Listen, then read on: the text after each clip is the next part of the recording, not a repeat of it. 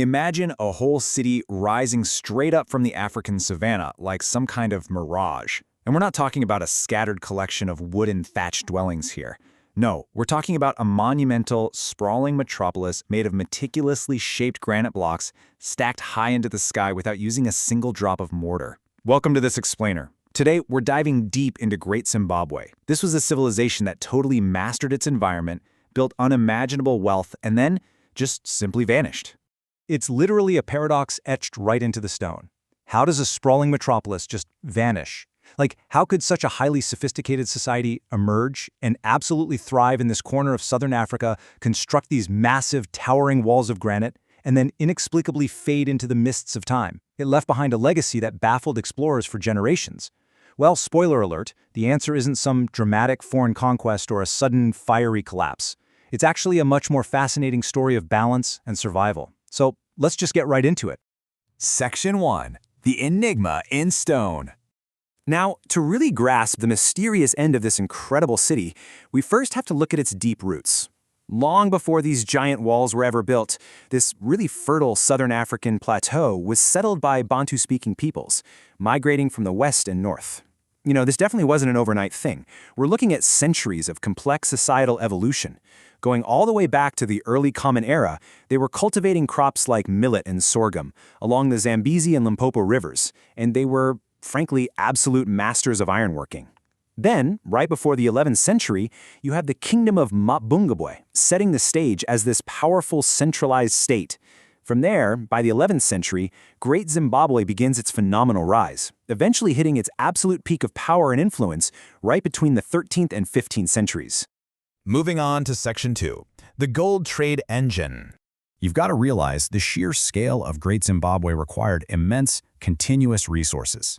And the origins of that wealth actually trace back to a really powerful precursor state located further to the south, the Kingdom of Mapungubwe. This was a remarkably sophisticated society. Their rulers were actually buried with these intricate gold ornaments. They controlled the early gold production in the region and really established the clear social hierarchies that would later completely define Great Zimbabwe. But likely thanks to some severe environmental pressures and shifting trade networks, Mapungubwe declined. And, as you might guess, that created a massive power vacuum, laying the fertile groundwork for a totally new group of architects and leaders to step up and seize control. But here's the crazy part. They didn't just seize control locally, they went global. The people of Great Zimbabwe became incredibly adept at mining and smelting gold from the surrounding hills, and they took that gold and traded it with Swahili merchants over on the coast.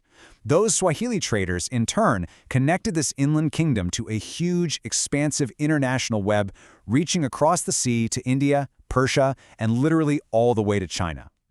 Just picture the logistics of this whole operation in your head for a second. We're talking massive caravans of oxen, heavily laden with gleaming gold dust and these huge ivory tusks, making a really arduous trek all the way to the coast. And waiting for them there are merchant dhows ready to transport these treasures across the vast Indian Ocean.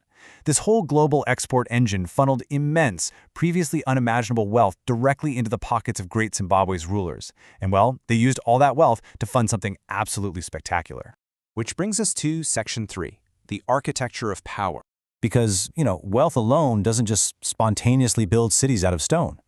The true marvel of this civilization really lies in its physical manifestation. It was this massive, lasting statement of their absolute authority.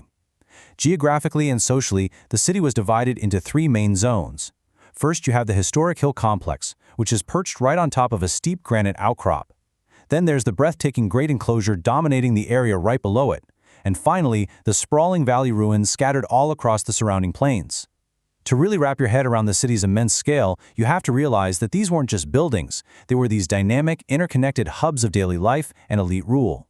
So how exactly did they build all this? Well, they used a technique called coursed rubble masonry.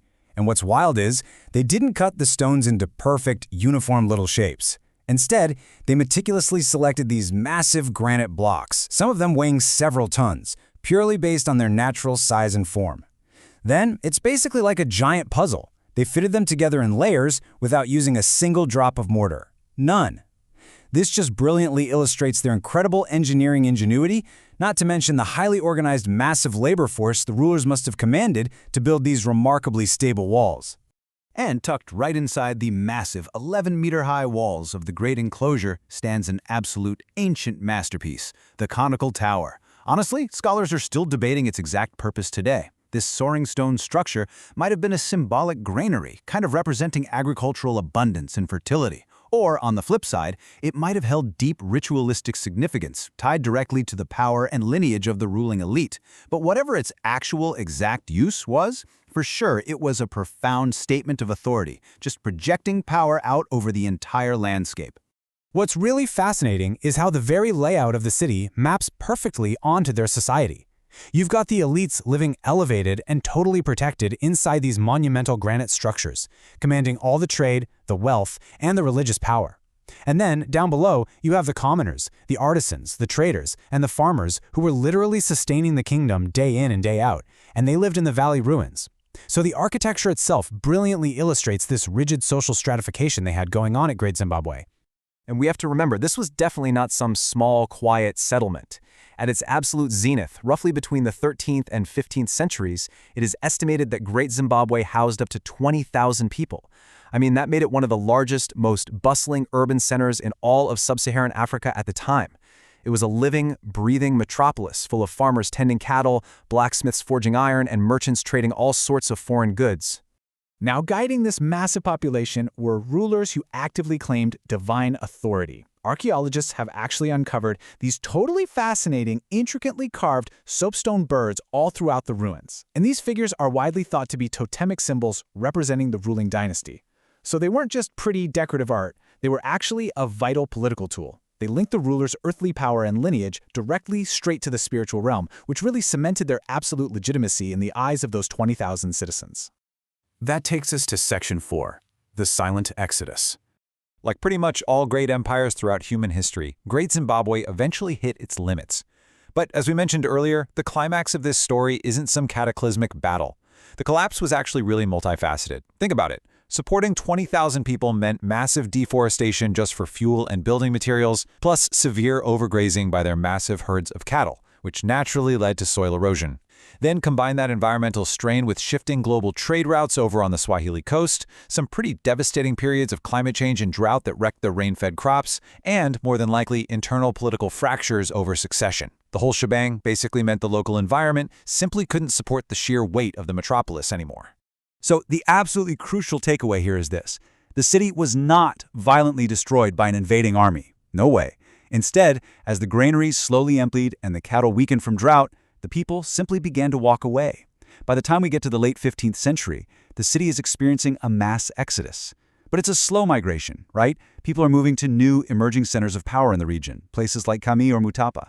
And so Great Zimbabwe just slowly emptied out, leaving its monumental stones to the whispers of the wind and the encroaching savanna grasses. And finally, Section 5, Reclaiming the True Legacy.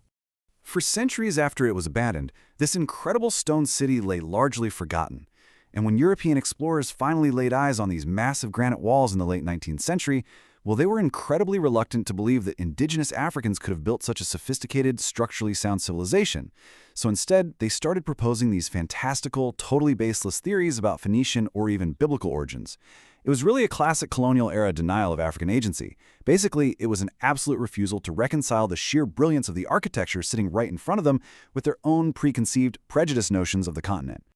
But, the stones, and more importantly, the science, they tell the truth. Meticulous modern archaeology has definitively erased all those old colonial myths. The evidence proves, beyond a shadow of a doubt, that Great Zimbabwe is a powerful testament to independent African development. It was the entirely ingenious, localized work of a powerful indigenous African kingdom, and it marks just a monumental achievement in human engineering, global trade, and complex societal organization. Which brings us to our final thought for today's explainer. The silent stones continue to speak, not of a lost people, but of a vibrant civilization that carved its indelible mark. Honestly, Great Zimbabwe really teaches us so much about the fragile balance between human ambition and the inescapable forces of nature. A society can completely master its environment, literally build an empire out of solid granite, and yet still find itself completely humbled by a changing climate and the shifting tides of global economics. It really makes you wonder, doesn't it? What monuments from our own civilization today might one day stand silent, just waiting for some future generation to uncover their story? Thank you so much for joining us for this explainer, and as always, keep questioning the world around you.